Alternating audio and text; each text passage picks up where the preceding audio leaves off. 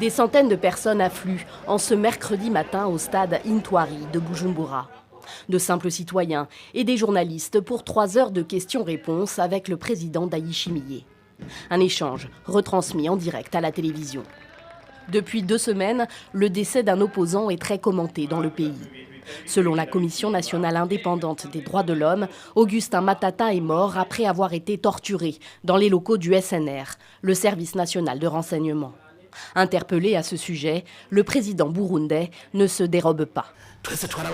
Nous tous avons été touchés par cet assassinat, car un homme qui a commis une faute reste un humain et doit être traité humainement.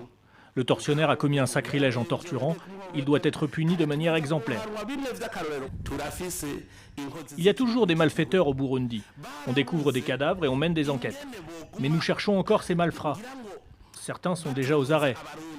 Parmi eux, il y a des membres des forces de l'ordre et de sécurité. Augustin Matata était un cadre du Congrès national pour la liberté, le principal parti d'opposition au Burundi.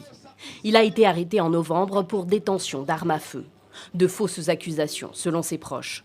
Décédé le 15 décembre à l'hôpital, il a été enterré 1 semaine plus tard. Pour le président de son parti, Augustin Matata est loin d'être le seul opposant à avoir été torturé au Burundi. La torture est devenue comme une méthode pour soutirer des aveux qui n'en sont pas du tout, juste pour réussir à condamner celui-ci ou réussir à condamner celui-là, comme s'il y aurait des citoyens à se débarrasser, alors que les citoyens sont contribuables lorsqu'ils vaquent à leurs activités. Et chercher à emprisonner davantage des prisonniers, des citoyens innocents, c'est quand même quelque chose de révoltant.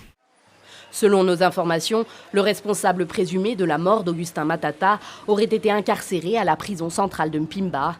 L'homme est un cadre bien connu des services burundais de renseignement.